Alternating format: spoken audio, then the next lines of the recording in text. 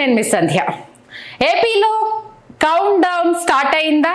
ఒక్కొక్కరిగా నేతల పైన అంటే రాజకీయ కక్ష సాధింపు అనే పేరు పెట్టలేము, కానీ లీగల్గా ఎలాంటి టర్మ్స్ కండిషన్స్ ఉన్నా లీగల్గా వీళ్ళని పట్టుకుంటే ఏదైనా చేయొచ్చు అంటే చూసే వాళ్ళకి ఇది రాజకీయ కక్ష సాధింపు అవ్వకూడదు.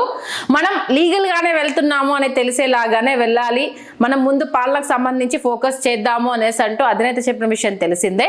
అయితే మనకు రఘురామకృష్ణంరాజు గురించి అయితే కొత్తగా పరిచయం చేయాల్సిన అవసరం లేదు.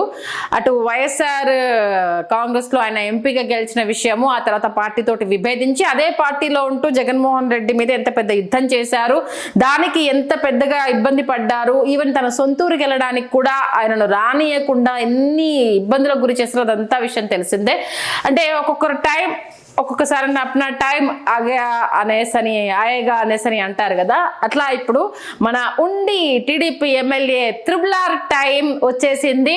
జూన్ 10న ఆయన తనను హింసించిన కస్టోడియల్ పిటిషన్కు సంబంధించి తన మీద జరిగిన ప్రయోగాలకు సంబంధించి ఆయన గుంటూరు పోలీస్ స్టేషన్లో కంప్లైంట్ ఇవ్వడం జరిగింది.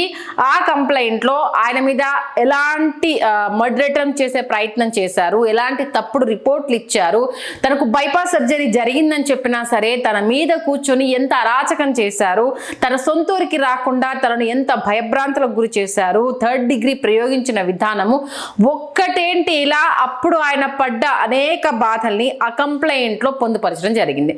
దీంట్లో A3గా జగన్మోహన్ రెడ్డిని చేర్చడంతో పాటు 3 IAS ఆఫీసర్లు రూల్స్ కి విరుద్ధంగా కక్ష సాధింపు ధోరణిలో 3 IAS ఆఫీసర్లు నా మీద కక్షపూరితంగా వ్యవహరించారు అంటూ ఆయన గుంటూరు పోలీస్ స్టేషన్లో పిటిషన్ వేయడం జరిగింది. ఈ నేపథ్యంలో 120B, 166, 169, 199, 369, 326, 415 దాంతోపాటు 534 కింద కేసులు నమోదవడం జరిగింది పూర్తి ఆధారాలతో. దీంతో పాటు మన CGH హాస్పిటల్ సూపరింటెండెంట్ ప్రభావతిని కూడా చేర్చడం జరిగింది.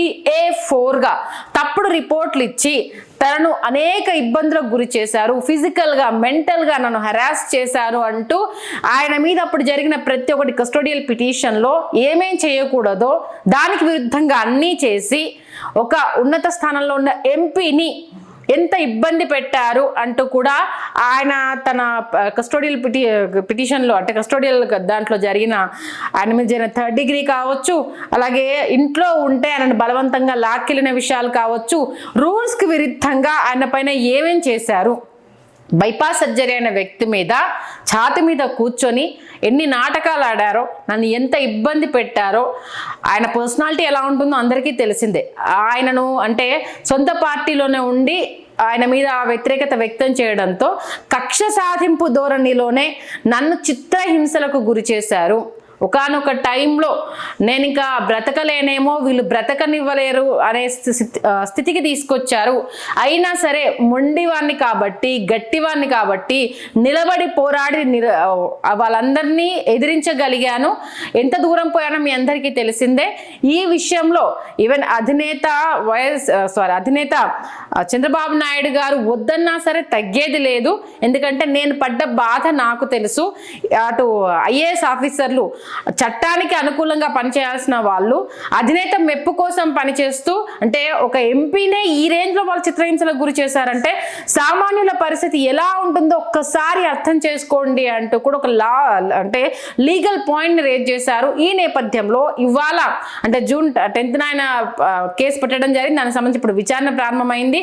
A1గా మాజీ DG సునీల్ కుమార్ని, A2గా అప్పుడు విజిలెన్స్ సీతారామాంజనేయుల్ని, A3గా అప్పటి అధినేత వైఎస్ఆర్సీపీ అధినేత మాజీ సీఎం జగన్మోహన్ రెడ్డిని, A4గా CGH సూపరింటెండెంట్ ప్రభావతిని పెట్టడం జరిగింది. వీరితో పాటు మరికొందరిని కూడా ఆయన అటాచ్ చేయడం జరిగింది. ఈ నేపథ్యంలో 3 IAS ఆఫీసర్లు తమ అధికారాన్ని దుర్వినియోగం చేశారన్న అంశాన్ని ఇక్కడ ప్రస్తావిస్తూ వారిపైన వేటు పడబోతోంది. ఇప్పటికే సీతారామాంజనేయులు అధినేత చుట్టూ ప్రదక్షిణలు చేస్తున్న విషయం తెలిసిందే. రిలీవ్ ఇవ్వండి, నన్ను ఎక్స్క్యూజ్ చేయండి అనేసి అటు సీతారామాంజనేయులు ఎన్ని వేషాలు వేసో అందరికీ తెలిసిందే. ఇప్పుడు ఇంకా రఘురామ పిటిషన్ తోటి ఒక్కొక్కరికైతే చుక్కలు కనిపించబోతున్నాయి. మొత్తానికైతే అంటే పార్టీలో ఏం జరుగుతుందో నిష్పక్షపాతంగా నేను చెప్పే ప్రయత్నం చేసినా అవతల వాళ్ళు రిసీవ్ చేసుకోలేదు కాబట్టి దానికి తగ్గ మూల్యం ఇప్పుడు డిజాస్టర్ ఫ్లాప్ చూశారు.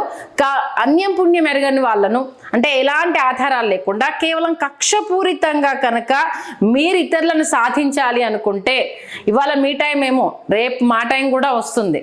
అప్పుడు మీరు అన్న డైలాగ్ ఇప్పుడు నేను కొడుతున్నా అంటూ రఘురామరాజు ఇప్పుడు మీరు కొట్టారు మేము తీసుకున్నాము రేపు మేము కొడతాం మీరు తీసుకోవాలన్నట్టు ఇప్పుడు రఘురామరాజు టైం వచ్చేసింది. ఈ నేపథ్యంలో నేనైతే ఎట్టి పరిస్థితుల్లో విషయానికి సంబంధించి వెనక్కి తగ్గదలుచుకోవట్లేదు అనేసి అంటున్నారు. మరి A3గా జగన్మోహన్ రెడ్డిని చేర్చిన నేపథ్యంలో మరి ఎలాంటి ఆధారాలు ఇప్పుడు సబ్మిట్ చేశారు, దీనికి సంబంధించి మరి IAS అధికారులు ఎలాంటి రిపోర్ట్లు ఇస్తారో మాదేం లేదండి మా అధినేత చెప్పారు కాబట్టి మేము చేశాము, ఆయన ఇచ్చిన ఆదేశాల మేరకే మేము ఈయన అదుపులోకి తీసుకున్నాం అనేసి అని మరి ఎలాంటి వివరణ ఇచ్చే ప్రయత్నం చేయబోతున్నారు. ఈ విషయానికి సంబంధించి మరి జగన్మోహన్ రెడ్డిని అదుపులోకి తీసుకునే అవకాశం ఎంతవరకు ఉంది, మొత్తానికైతే ఒక్కొక్కరి కౌంట్ డౌన్ స్టార్ట్ అయిందన్నది ఇప్పుడైతే క్లియర్ కట్ గా తెలుస్తుంది. మీ అధినేతనే ఇప్పుడు A3గా చేర్చారు కాబట్టి మిగతా వాళ్ళందరూ పారా హుషార్, ఇప్పటికే ముందస్తు బెయిల్ తెచ్చుకున్న విషయం తెలిసిందే. మరికొంతమంది లిస్ట్ లో ఉన్నారు, ఎందుకంటే అధినేత వదిలిపెడదాం అనుకుంటున్న కార్యకర్తలు కింది స్థాయి క్యాడర్ మాత్రము ఎట్లా వదిలిపెడతారంటూ క్వశ్చన్ చేస్తున్నారు. కాబట్టి పారా హుషార్. Please do subscribe to Telugu Rajyam channel. Please do subscribe to Telugu Rajyam channel. Please do subscribe to Telugu రాజ్యం ఛానల్. హాయ్ అండి, నేను మీ ఆర్పీని నెల్లూరు పెద్దారెడ్డి చేపల పులుసు ఓనర్ని. మీరు తెలుగు రాజ్యం అనే ఈ యూట్యూబ్ ఛానల్ సబ్స్క్రైబ్ చేసుకుని మంచి మంచి వీడియోలతో వస్తారు. Thank you so much. Hi people, I'm Sonakshi Verma and you please watch Telugu Rajyam and please subscribe to the channel.